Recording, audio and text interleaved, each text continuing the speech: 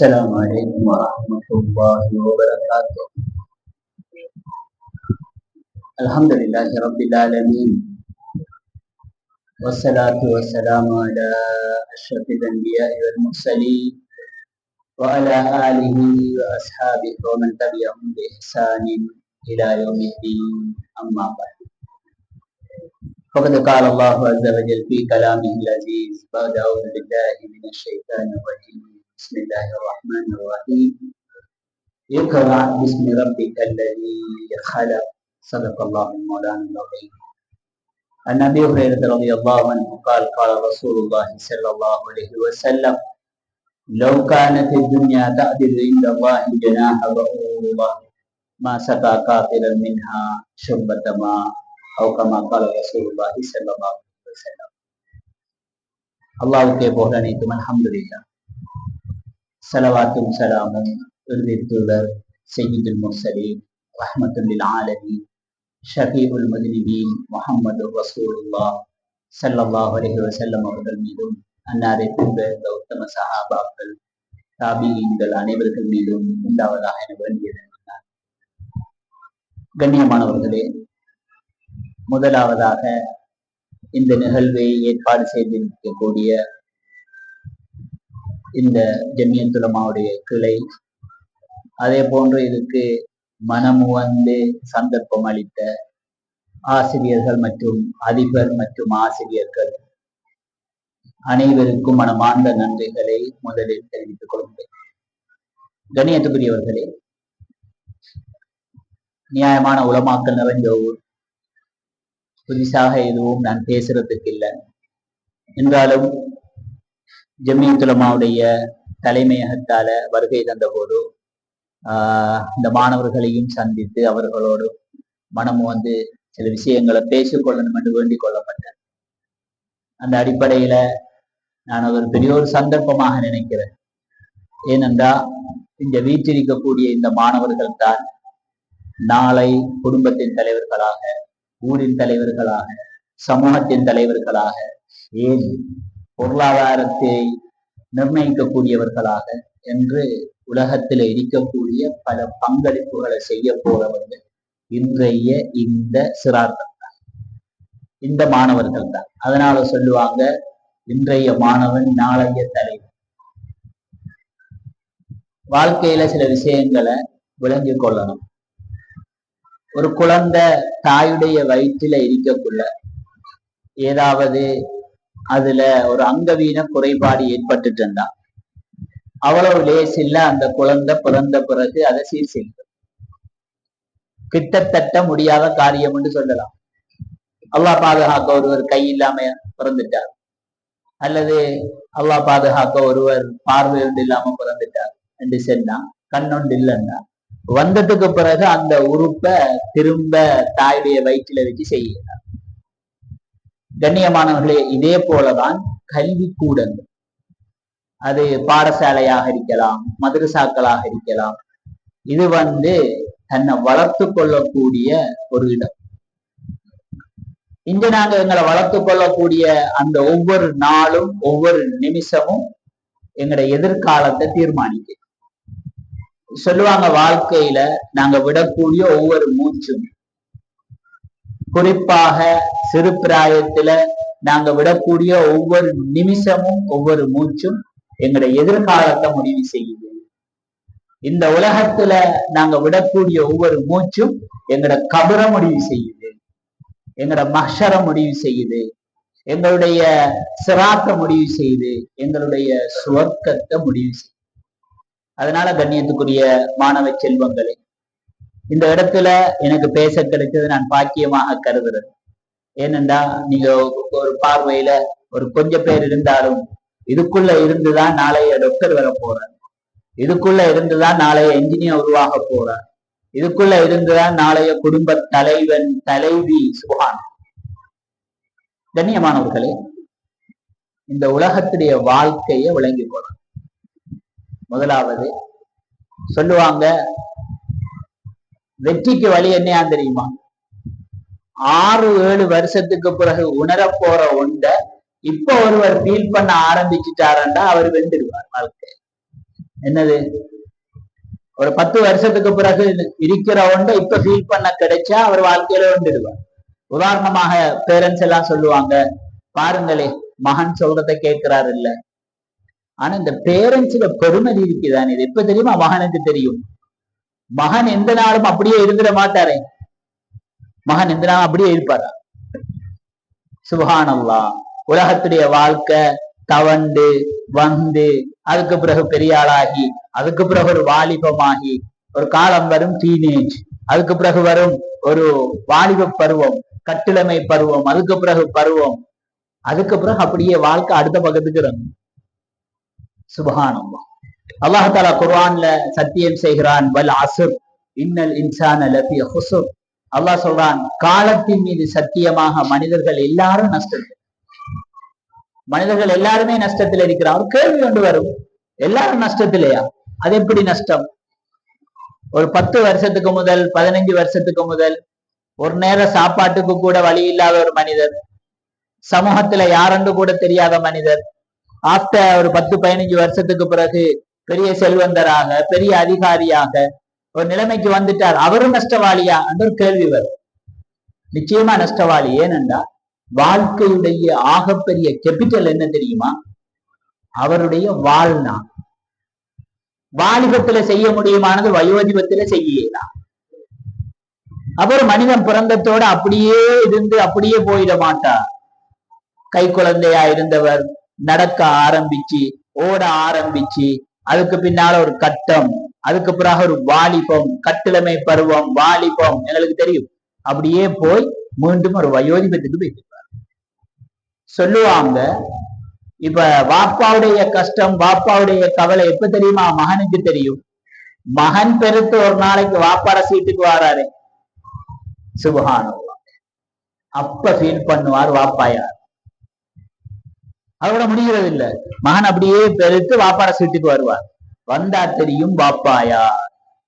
அந்த சின்னவர் அப்படியே பெருத்து ஒரு டீச்சர்ட சீட்டுக்கு வருவார், அப்ப தெரியும் டீச்சர் யார். அப்படியே அவர் பெருத்து. எனவே நான் சொல்லுவாங்க, வாழ்க்கையில கொஞ்சம் பின்னுக்கு விளங்க வேண்டியத முன்னுக்கு விளங்கிட்டா வாழ்க்கையில வெண்டுடுவாங்க. அதனால கண்ணியமானவர்களே, நாங்க வாழக்கூடிய காலம் ரொம்ப சிரமங்கள் நிறைஞ்ச காலம். காலையில கூட உலமாக்களோட பேசக்குள்ள பேசிக்கொண்டிருந்த ஒரு காலம் இருந்துச்சு. ஒரு பாவம் ஒன்று செய்யணும் என்று நினைச்சா தேடி போனாலும் பாவம் செய்ய இயலாது, கஷ்டம். ஒரு 30 வருஷம் 35 வருஷத்துக்கு முதல் ஒருவர் சொல்லுவோமே, ஒரு படம் ஒன்று பார்க்கணும், அவ்வளவு லேசா பார்க்கலாம். அவருக்கு தியேட்டருக்கு போகணும், தியேட்டர்ல போய் லேசா உட்கார்ந்து படம் பார்த்துட்டு வர மாட்டார். அவர் அந்த தியேட்டர்ல நிக்கிற இடத்திலே யாராவது கண்டா சொல்லி கொடுத்துடுவாங்க ஃபெமிலி கிட்ட, உங்களோட மகனை கண்டமே தியேட்டர்ல. ஊராக்கள் எல்லாம் தியேட்டருக்கு போறானா இவன் என்று வாய புழக்க ஆரம்பிச்சிடுவாங்க. கண்ணியமானவர்களே, ஒரு தவற செய்ய நினைச்சாலும் லேசி இல்ல, அல்லாஹ் பாதுகாக்கணும். நாங்க எப்படி ஒரு காலத்துக்குள்ள வந்து சேர்ந்துட்டோம் என்று சொன்னா, இன்றைக்கு யாரும் தியேட்டருக்கு போறல்ல. ஒவ்வொருத்த கையிலையும் 2 தியேட்டர். சில நேரம் வீட்டு ரூமுக்குள்ள இருக்கிறார், மகன் தியேட்டர்ல இருக்கிறார்.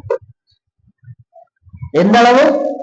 சின்ன பிள்ளை அழுதா அந்த பிள்ளைய ஆத்து அவரை கொஞ்சம் இது செய்யறதுக்கு உம்மா தூக்கி கொடுக்கறது தியேட்டர்.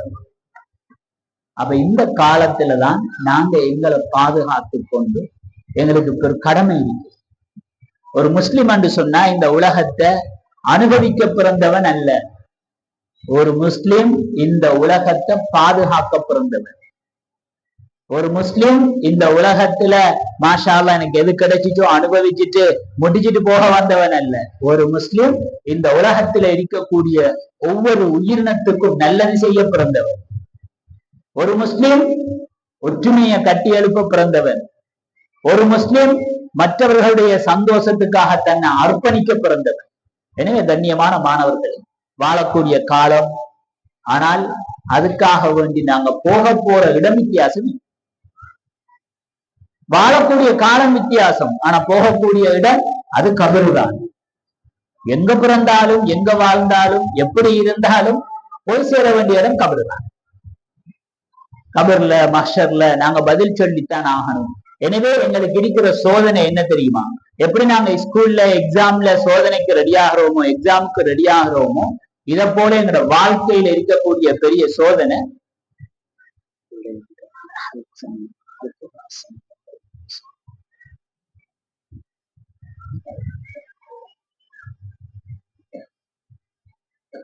கண்ணியமானவர்களே, எங்க வாழ்ந்தாலும் போக போற இடம் கபர். சுப்ஹானல்லாஹ். எங்க வாழ்ந்தாலும் எங்க பிறந்தாலும் எவ்வளவு பெரிய லெவல்ல இருக்கலாம். அப்ப எனவே எங்களோட சோதனை என்னன்னு சொன்னா, நாங்க வாழக்கூடிய இந்த காலத்துக்குள்ள எங்களை நாங்க எப்படி தயாரிச்சு கொள்ள போறோம். சொல்லுவாங்க, இந்த உலகம் இஸ்லாம் ஒரு அழகான மார்க்கம். நான் ஏற்கனவே ஓதின வசனம், அல்லாஹு தஆலா இந்த குர்ஆன ஆரம்பிச்சது எப்படி தெரியுமா? குர்ஆனுடைய முதலாவது வசனம் என்ன தெரியுமா? ஓதுங்க, அல்லாஹ்வுடைய கலாம ஓதுங்க, படிங்க, வாசிங்க. சுப்ஹானல்லாஹ். ஒரு அழகான மார்க்கம். சொல்லுவாங்க, கண்ணியத்துக்குரிய மேலானவர்களே, நன்மை சகோதரர்களே, ஒரு மனிதன் வாழ்க்கையில முன்னேறணும்டா 5 விஷயத்துல முன்னேறும். இந்த இஸ்லாம் ஒரு அழகான பேலன்ஸ் தியரி, நடுநிலை, பேலன்ஸா பயணிக்கும். 5 விஷயத்துல முன்னேறணும்னு சொல்லுவாங்க. முதலாவது, எங்களுக்கும் அல்லாஹ்வுக்கும் இடையில் உள்ள தொடர்பு. சொல்லுவாங்க, எங்களோட உயிர் மாதிரி அல்லாஹ்வுடைய தொடர்பு, மார்க்கம், தீன். சொல்றாங்களே, இது எங்களை கஷ்டப்படுத்த வரல. அல்லாஹ் தஆலா சொல்றாங்க, காஹா மா அன்ஸல்னா அலைக்கல் குர்ஆன லிதஷ்கா. நபியே, இந்த குர்ஆனை நாங்க உங்களை கஷ்டப்படுத்த வைக்கல. சில நேரம் கஷ்டம் போல தெரியும். கண்ணியமானவர்களே, கஷ்டம் அல்ல. அது ஒரு வாழ்க்கைக்கு கிடைச்ச பாக்கியம், அது ஒரு இன்பம். எவ்வளவு பெரிய ஞாபகத்தண்டா, அண்மையில சுவிஸுக்கு போகக்கூடிய சந்தர்ப்பம் ஒன்று கிடைச்சிச்சு. சுவிட்சர்லாந்துக்கு போயிருந்தேன். அங்க ஒரு மஸ்ஜிதுல இரவு தூங்கி கொண்டிருக்கக்கூடிய நேரத்துல 2 வாலிபர்கள் வந்தான். ஒருவர் ஒரு 17 வயசு இருக்கும், ஒருவருக்கு ஒரு 19 வயசு இருக்கும். எங்கட வயசுதான் இல்ல, மூத்தவர் 17, இளையவர் 15. 2 வாலிபர்கள். பார்க்கக்குள்ள அழகான சுவிட்சர்லாந்தை சேர்ந்த அழகான அந்த வெள்ள தோற்றத்தோட வாலிபர்கள் வருவாங்க. நாங்க அங்க இருந்த காலம், நான் நினைக்கிறேன் மக்ரிபுடைய தொழுக இரவு ஒரு 10 மணி, இஷா 12:30 மணி, அங்க அப்படித்தான். அந்த மாணவர்கள் வந்து, அந்த 2 பேரும் வந்து ஒரு 6 மணி 6:30 மணிக்கு மஸ்ஜிதுக்கு வருவாங்க. வந்து உட்கார்ந்து குர்ஆன் ஓதிக்கொண்டே இருப்பாங்க. இஷா மட்டும் குர்ஆன் ஓதுவாங்க. எல்லாம் முடிச்சிட்டு இஷா தொழுதுட்டு போவோம். இந்த வாலிபர்கள் 1 நாள் 2 நாள் 3 நாள் 4வது நாள் அந்த வாலிபர்களோட நாங்க அறிமுகமாகி பேசினோம். பார்த்தா அவங்க 2 பேரும் புதுசா இஸ்லாத்துக்கு வந்தவங்க. அப்ப அவங்கள்ட்ட கேட்டோம், உங்களுக்கு என்ன விருப்பம், எதுக்கு துவா செய்ய?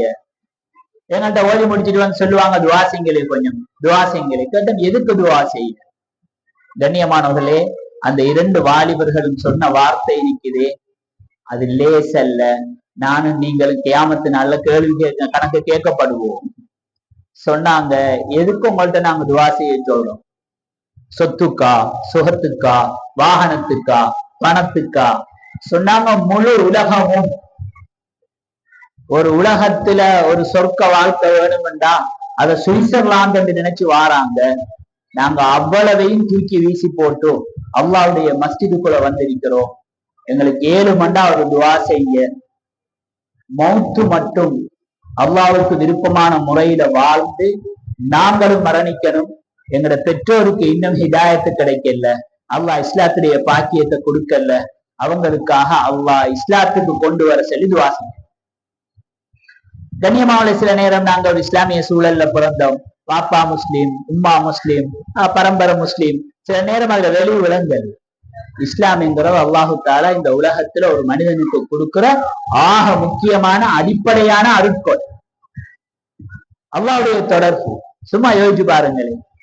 நான் ஒரு எப்படி நான் எவலுவேட் பண்ணி கொண்டா, எனக்கு நான் மார்க்ஸ் போட்டா, முதலாவது எனக்கு சில கேள்வி இருக்குது. அந்த முதலாவது கேள்வி என்னன்னா, இந்த தொழுகை எப்படி இருக்கு? இந்த தொழுகை இருக்குதா? என்ன படைச்சு பரிபாலிச்சு எந்த தேவைகளை பூர்த்தி செஞ்சு? கண்ணியமானவர்களே, நல்லா விளங்கி கொள்ளுங்க. நாங்க எவ்வளவுதான் முயற்சி செஞ்சாலும் அல்லாஹுடைய உதவி இல்லாத வரையில எங்களுக்கு அடுத்த கட்டம் போகும். நாங்க இன்னைக்கு வந்து இப்ப பேசுறோம், உட்கார்றோம், கலைக்கிறோம். ஒவ்வொரு செகண்ட்லையும் ஒரு மனிதன் இந்த உலகத்துல அல்லாஹ்வுடைய நியாமத்துக்களை, கோடான கோடி அருட்கொடைகளை அனுபவிக்கிறான். நீங்க கேள்விப்பட்டிருப்பீங்க, மன்னர் ஹாரூன் ரஷீத், வரலாற்றுல படிச்சிருப்பீங்க. மன்னர் ஹாரூன் ரஷீத் என்கிறவர் மிகப்பெரிய ஒரு இஸ்லாமிய ஆட்சியில உள்ளவர். அவருடைய காலத்துல நீங்க எடுத்து பாத்தீங்கன்னா, ஹிஸ்டரிய படிச்சீங்கன்னா, மன்னர் ஹாரூன் ரஷீதுடைய ஆட்சி காலத்துல இலங்கை கூட மாஷா அல்லாஹ் பெரிய செல்வ செழிப்பாக இருந்திருக்குது. இலங்கைக்கு கூட உதவி செஞ்சிருக்கிறான். இந்த மன்னர் ஹாரூன் ரஷீதுக்கு ஒரு நண்பர் இருந்தார். அவருடைய பேரு பஹ்லூல். அவர் அல்லாஹ்வுடைய இறைநேசர், ரொம்ப அல்லாஹ்வோட தொடர்புள்ள மனிதர். ஆனா இவர் மன்னர் ஹாரூன் ரஷீதுடைய மிக நெருக்கமான ஃப்ரெண்ட். ஆனா ஒன்றும் பெருசா மன்னர்கிட்ட இருந்து பராண்டல்ல. சும்மா செல்லுங்களே, ஒரு பெரிய ஒரு செல்வத்துல சொத்தோட ஒரு அதிகாரத்தோட உள்ளவரோட ஒருவர் இணைஞ்சிட்டா முதலாவது யோசிக்கிறது என்னத்தை கலட்டலாம். இந்த மன்னர் ஹாரூன் ரஷீதோட இருந்த அந்த பஹ்லூல் எதையுமே எடுத்துக்கொள்ளல. அதனால ஊர் மக்கள் எல்லாம் பார்த்து அவரை சொல்ற பைத்தியக்காரன். இவ்வளவு பெரிய மன்னருடைய ஆள், கைய காட்டுனா வேலை நடக்கும், ஆனா ஒன்றையும் எடுத்துக்கொள்ளல. அவர் சொன்னார், அவர் பெருசர். மன்னர் ஹாரூன் ரஷீத் சொல்லி இருந்தார் அவருடைய வேலையாக்கள்கிட்ட, பணியாக்கள்கிட்ட, எந்த நேரம் பஹ்லூல் வந்தாலும் என்னை சந்திக்கிறதுக்கு சந்தர்ப்பம் கொடுக்கும், ஒரு நாள் மன்னர் உட்கார்ந்துட்டு இருக்க போல பஹ்லூல் வந்தார். மன்னர் ஏதோ குடிக்கிறதுக்கு தண்ணி எடுத்தார் கையில. பஹ்லூல் என்ன செஞ்சாருன்னா அந்த தண்ணி கிளாஸ் எடுத்தார், கை பறிச்சு கொண்டு கேட்டார், மன்னரே நீங்க தண்ணி குடிக்க முன்னுக்கோ உங்கள்ட்ட ஒரு கேள்வி வந்து கேட்கவான்னு கேட்டார். மன்னர் சொன்னாரு, சொல்லுங்களே பஹ்லூல். சொன்னாரு, நீங்க ஒரு பாலைவனத்துல போனீங்க, உங்கள்ட்ட இருந்த எல்லாமே தொலைஞ்சிட்டு, இப்ப தாகம், எந்த அளவு தாகம் என்று சொன்னா நீங்க தண்ணி குடிக்காட்டி மௌத்தாகிடுவீங்க. இப்படி துடிச்சு கொண்டிருக்கக்குள்ள ஒருத்தன் ஒரு பொட்டில்ல தண்ணியோட வந்தார்.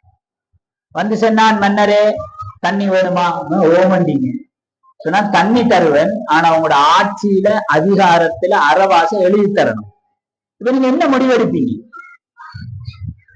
உங்களோட ஆட்சி அதிகாரத்துல எழுதி கொடுத்துட்டோ தண்ணிய வாங்கி குடிச்சு உயிர் வாழ்வீங்களா, இல்ல தரமாட்டான்னு சொல்லி செத்து போவீங்களா?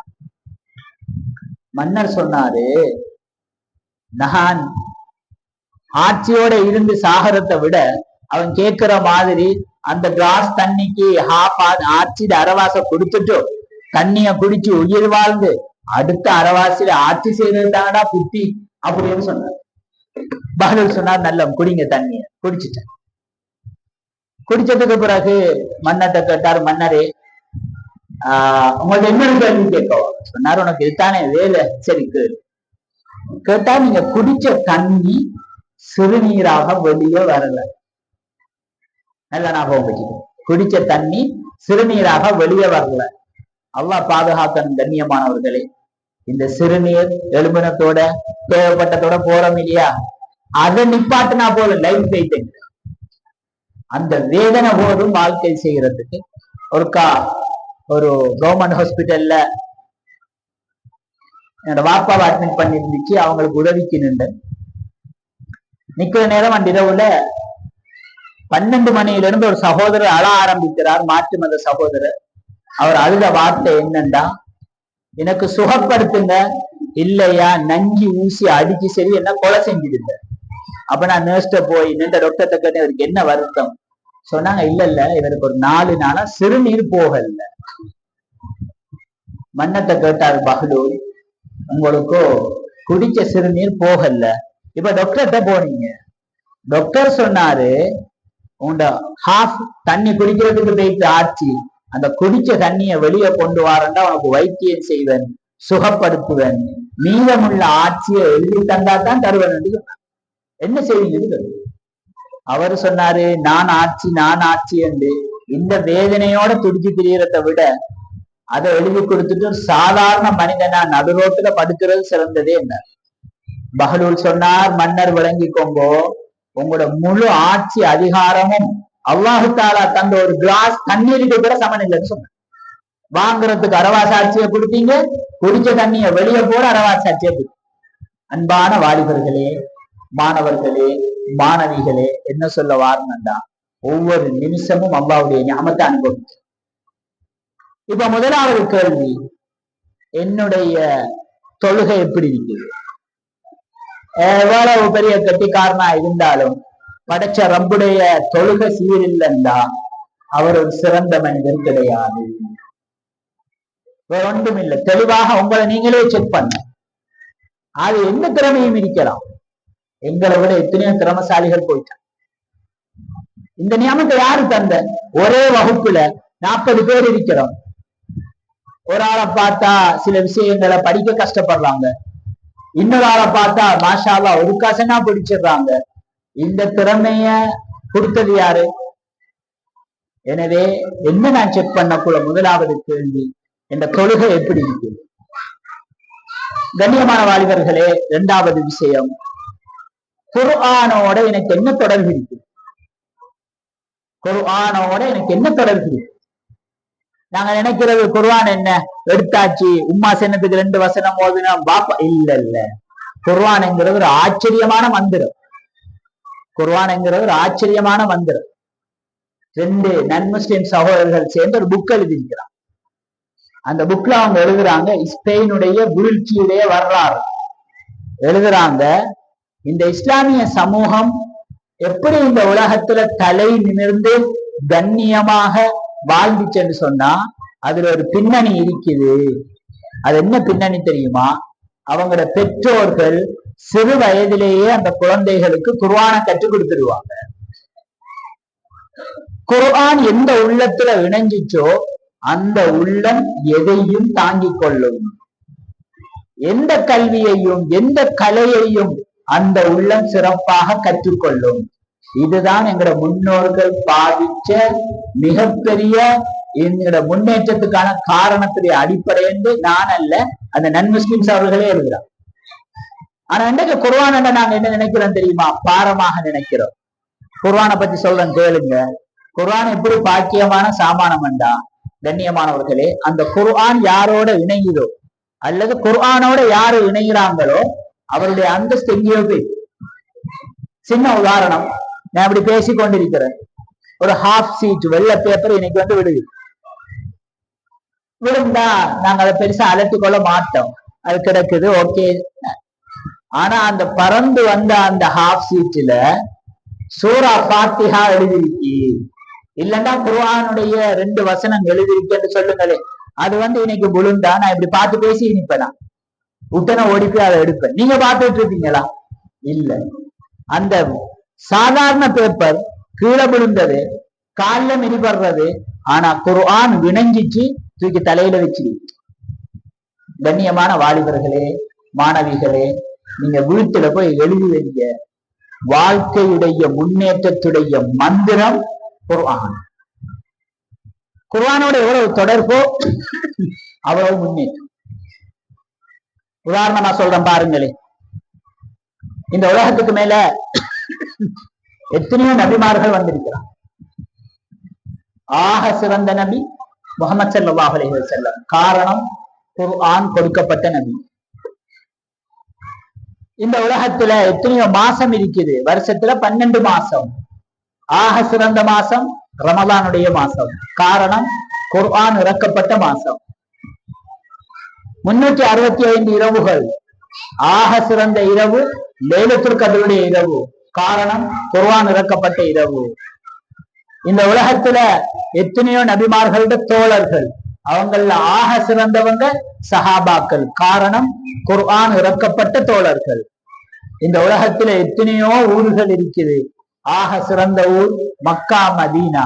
காரணம், குர்ஆன் இறக்கப்பட்ட ஊர். அல்லாஹு தஆலா குர்ஆனுக்கு கொடுத்திருக்கிற கிஃப்ட் என்ன தெரியுமா?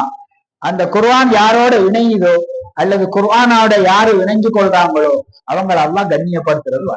அதனால அன்பான மாணவர்களே, சில நேரம் நீங்க படிப்புல பின்னுக்குன்னு நினைக்கிறீங்களா?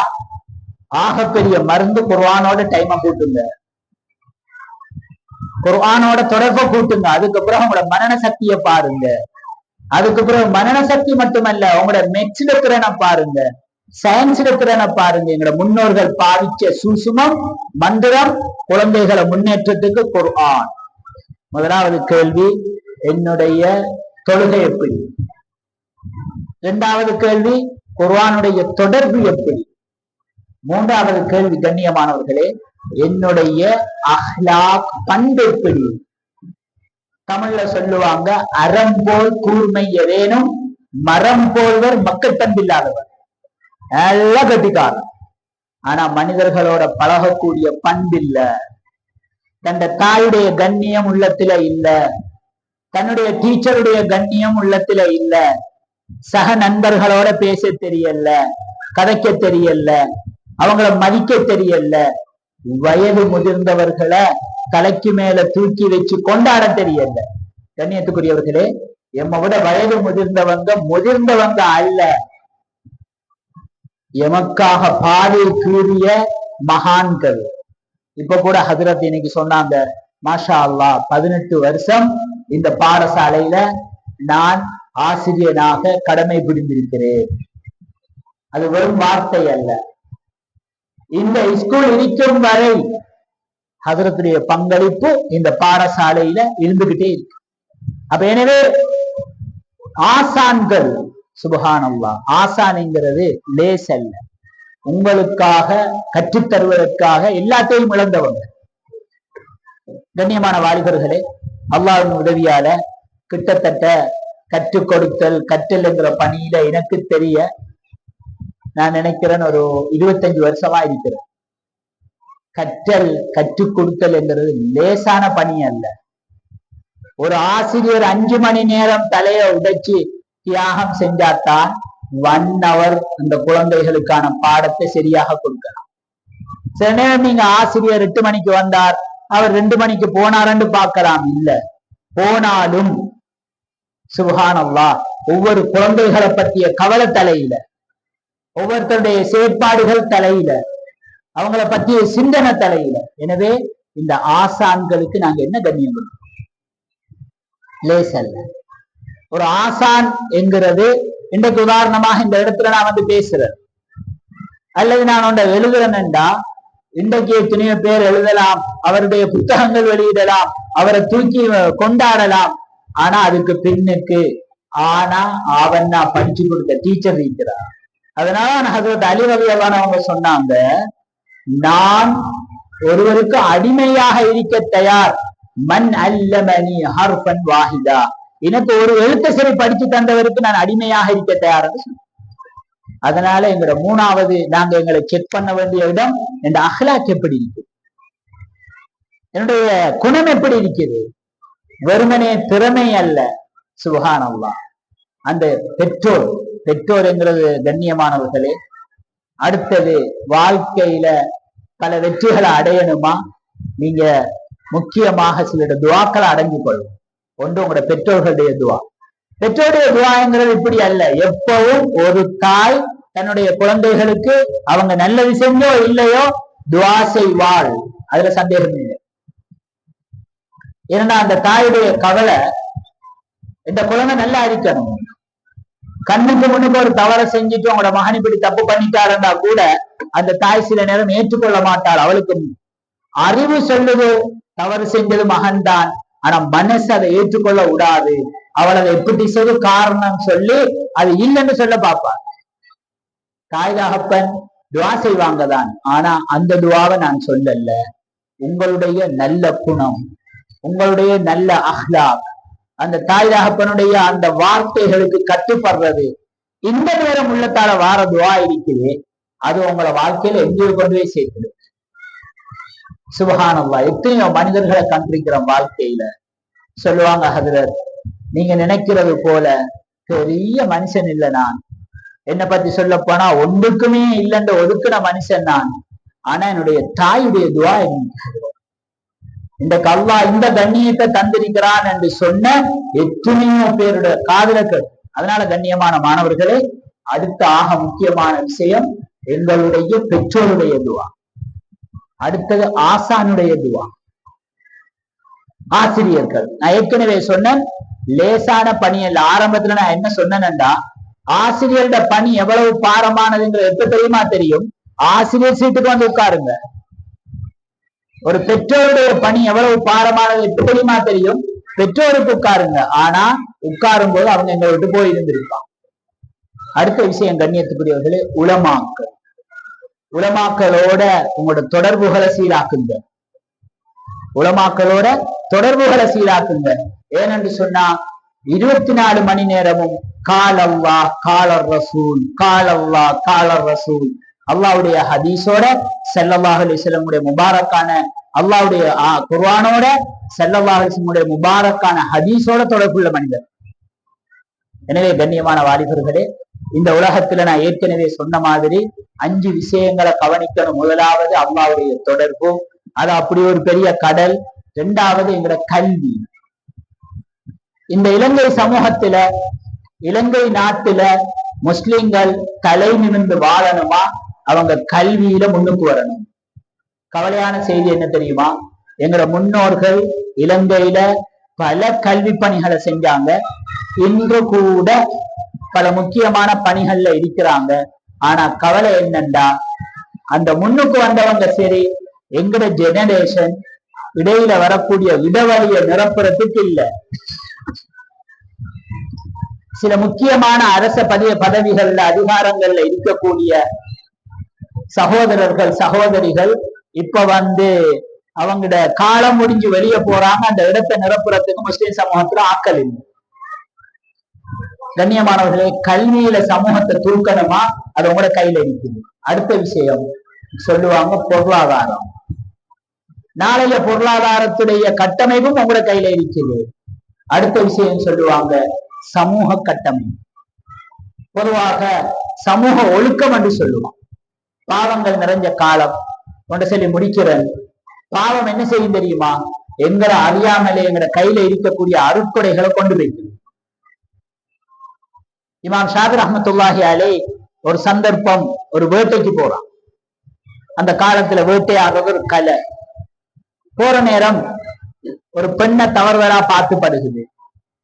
இமாம் அவங்களுடைய உஸ்தாத் இமாம் வக்கீ கிட்ட வந்து சொல்றாங்க, ஷகௌது இலா வக்கீஇன் சூஅ ஹிஃப்லி. வந்து சொல்றாங்க உஸ்தாத், எனக்கு கொஞ்சம் பாடம் மறக்குது. உஸ்தாத் கேட்டாங்க என்ன காரணம்? சொன்னாங்க, எனக்கு இப்படி ஒரு நிகழ்வு. என்ற உஸ்தாத் சொன்னாங்க, நீ பாவத்தை விட்டுடு.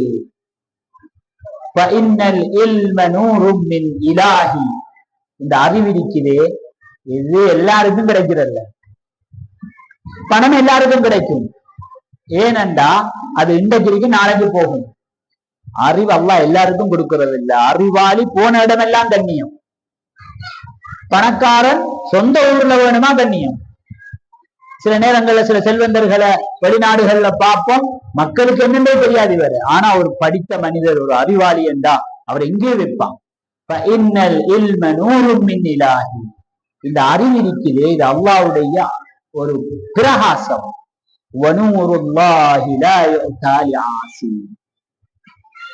அல்லாஹ்வுடைய அந்த ஒளி, அந்த பிரகாசம் ஒரு பாவிக்கு கிடைக்காது. எனவே கண்ணியமான மாணவர்களே, சுருக்கமாக சொல்ல போனா உங்களை இந்த இடத்துல சந்திக்கிறது சந்தோஷம். காரணம், இந்த இடத்துல 2 சாரார் இருக்கிறீங்க. ஒன்று நாளைய தலைவர்கள், நாளைய சமூகம். 2வது நாளைய சமூகத்தை கட்டி எழுப்புவதற்காக தங்களது வாழ்நாட்களை அர்ப்பணிக்கக்கூடிய ஆசிரியர்கள், ஆசான்கள். உங்களுக்குள்ளதான் நாளைக்கு எத்தனையோ டாக்டர்ஸ், உங்களுக்குள்ளதான் நாளைக்கு எத்தனையோ என்ஜினியர், உங்களுக்குள்ளதான் நாளைக்கு எத்தனையோ சமூக தலைவர்கள், ஏன் தலைவிகள். குடும்பம் என்கிறது ஒரு பெரிய பல்கலைக்கழகம். அதை முன்னெடுத்து சொல்லக்கூடியது நீங்க தான். ஆனா எங்கள்கிட்ட வாழ்க்கை எங்க இருந்தாலும் போக வேண்டிய இடம் கபர்.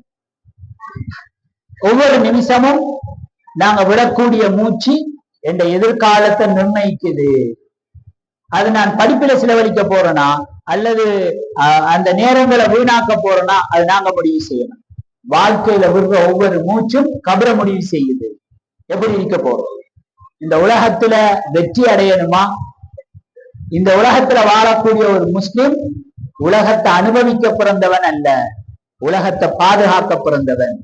இந்த முஸ்லிம் பிரச்சனையை உருவாக்க பிறந்தவன் அல்ல, ஒற்றுமையை உருவாக்க பிறந்தவன். இந்த முஸ்லிம் ஒன்று அழிக்க பிறந்தவன் அல்ல, அதை மேம்படுத்த பிறந்தவன். முழு உலகத்துக்காக தன்னை தியாகம் செய்ய பிறந்தவர். எனவே இந்த உலகத்தில் ஒரு முஸ்லிமாக வாழக்கூடிய நாங்க உண்மையில வெற்றி அடையணுமா? எங்கள்கிட்ட 5 விஷயம் இருக்கணும். அல்லாஹ்வுடைய தொடர்பு, கல்வி, பொருளாதாரம், சமூக கட்டமைப்பு, நல்ல ஒழுக்கம், பாவம் இல்லாத வாழ்க்கை. அல்லாஹ்வுடைய தொடர்பு ஆக முக்கியம், தொழுகை. அதோட கண்ணியமானவர்களே, குர்ஆனுடைய தொடர்பு. குர்ஆன ஓத ஆரம்பிங்க. வீடுகள்ல வேணுமெண்டா செஞ்சு பாருங்க. குர்ஆனோட நீங்க உங்களோட நேரங்களை கூட்ட கூட்ட கூட்ட அல்லாஹ் இல்முடைய கதவை திறப்பான், தெளிவுடைய கதவுகளை திறப்பான். சில நேரங்கள் நான் ஒரு இன்ஸ்டிடியூட் செய்கிறேன், அதுல வெளியில இருந்து பெரிய பெரிய லெக்சர்ஸ் எல்லாம் கொண்டு வருவோம். அது ஆலிம்கள் ஹாஃபில்களுடைய இன்ஸ்டிடியூட். வெளியில இருந்து பெரிய பெரிய யூனிவர்சிட்டி லெக்சர்ஸை கொண்டு வந்து பாடம் நடத்த விடுவேன். அவங்க எல்லாரும் நடத்திட்டு கேட்கிற ஒரே ஒரு கேள்வி, என்ன கேள்வி என்றா, நான் அந்த யூனிவர்சிட்டிக்கு லண்டன்ல இருக்கக்கூடிய ஒரு பெரிய யூனிவர்சிட்டியுடைய லெக்சரை கொண்டு பாடம் நடத்தினேன். அவன்கிட்ட கேட்ட கேள்வி எல்லாம் முடிச்சுட்டு, நான் எத்தனை இடங்கள்ல பாடம் நடத்திருக்கிறேன், ஆனா ஒரு மாணவர்களுக்கு ஒரு விஷயத்த சொன்னா இப்படி லேசா புரியுது, 2 தரம் விளங்கப்படுத்த தேவையில்லையே, என்ன ரீசன் என்று கேட்டான். நான் குர்ஆனை கையில தூக்கி கொடுத்து சொன்னேன், இதுதான் ரீசன். அந்த குழந்தைகளை நான் இரவு பகலா குர்ஆனோட வச்சிருக்கிறேன், நீங்க எதை கொண்டு கொடுத்தாலும் கேப்சர் பண்ணலாம், எடுத்துருக்கோம். எனவே அன்பான மாணவர்களே, குர்ஆனோட தொடர்பை சீராக்குங்க, உங்களோட அஹ்லாக்குகளை, பண்புகளை சீராக்குங்க. பண்புல ஆக முக்கியமானது பெற்றோருடைய துஆக்குரிய குழந்தை, ஆசானுடைய துஆக்குரிய குழந்தை, நண்பர்களோட அழகாக நடந்து கொள்வது. ஆக இறுதியாக நாங்க ஒரு பாடசாலையில இருக்கிறோம், லேஸ் இல்ல, ஒரு இன்ஸ்டிடியூட் செய்கிறோம், ஒரு பாடசாலை செய்கிறது, லேஸ் இல்லை. யாராவது ஒரு குழந்தை ஒரு சின்ன தவறு செஞ்சாலும், உதாரணத்துக்கு சொல்லுங்களேன், நீங்க முடிய ஒழுங்கா வெட்டலன்றாலும் அந்த ஏச்சு உங்களுக்கு விழாது. அந்த ஏச்சு யாருக்கு தெரியுமா விழும்? வெளியே நிக்கிற சேருக்கும், பிரின்சிபலுக்கும், உம்மாக்கும், பாப்பாக்கும் தான். எடுத்தத்தோட இழுக்கிறது எந்த ஸ்கூல்ல படிக்க, யாரு சார், யாருட மகன், சுபஹானம். எனவே கண்ணியமானவர்களே, மாணவர்களே, சில நேரம் நான் பேசினது உங்களுக்கு பாரமாக இருக்கலாம், என்ன இதெல்லாம் சொல்றாரு, ஆனா இதுதான் உண்மை. இன்று விளங்கலாம், அல்லது நாளை விளங்கலாம், அல்லது இன்னும் சில காலம் போய் விளங்கலாம். இன்று விளங்கினால் வெற்றிக்கு வழி, நாளை விளங்கினால் சில நேரம் முயற்சிக்க வழி இல்லை. நான் இன்னும் சென்றுதான் விளங்குவேன் என்றால் காலம் போயிடும். நாங்க ஏதோ ஒரு வடிவில வடிவமைக்கப்பட்டுவோம், மீண்டு வர முடியாது. அதனால கண்ணியமானவர்களே, பாடசாலை இருக்கக்கூடிய நேரம் பாடசாலையுடைய ஒழுக்கங்கள், சட்டங்கள், அதை மேவுங்க, அதை உதவியாக இருங்க. அல்லாஹ்வுடைய உதவி நிச்சயமாக உங்களுக்கு இருக்குது. ரப்புல் இஸ்ஸத் அல்லாஹ் ஜல்ல ஜலாலுஹு அனைவரையும் பொருந்திக் கொள்வானாக. அவனுக்கு விருப்பமானவர்களாக வாழ்ந்து அதே நிலைமையில் மரணிக்க தௌஃபீக் செய்வானாக. வாஹிர் தஅவானா அல்ஹம்துலில்லாஹி ரப்பில் ஆலமீன். அஸ்ஸலாமு அலைக்கும் வரஹ்மத்துல்லாஹி வபரகாத்துஹு.